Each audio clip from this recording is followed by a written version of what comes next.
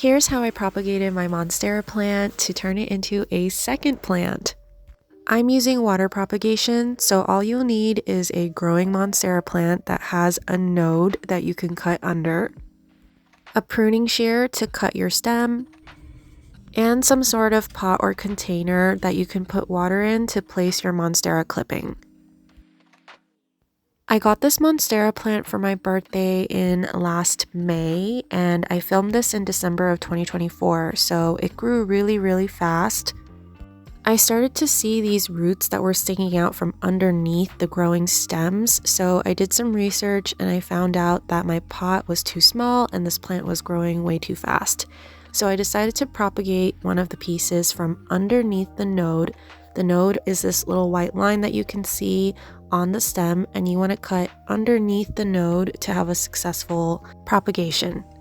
I know this was not the best angle to share how I cut my little stem, but I cut under the node and I'm about to show you what it looked like. I accidentally cut a stem of another leaf that was kind of wrapped around it, so I just want to let you know you do not have to cut that one. The stem that I'm showing you again right here that I'm touching is the only one you should have cut underneath that white node. I let the cut stem sit out overnight and then I placed it in a bucket of tap water the next day. I decided to leave the random leaf that I accidentally cut in water to see what happens as well. This is what the natural lighting in my bathroom looked like during the afternoon, and there is a lot of humidity in this room since we use the shower, so I feel like it's perfect for this plant. Nothing happened in the first 2 weeks. I just changed out the water and the leaves remained really plump and green like this. While I was propagating my monstera plant, I decided to propagate my cupid peperomia as well. I'm not sure if that's how you pronounce it, but this plant was getting very bushy and full, and when I did research, I found out that you could just clip underneath nodes or take leaves and propagate them in water as well. So I decided to clip 2 long stems that were kind of poking out and put them in water at the same time as my monstera plant. I used the exact same process and put them in a small little cup right by this windowsill. So I'm going to show you guys the time lapse of how the roots grew over the next month.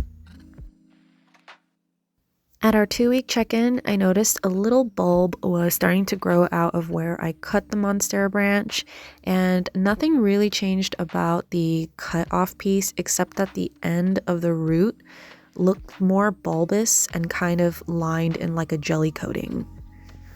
The random cut off piece was starting to brown, but surprisingly it was remaining really green and pretty.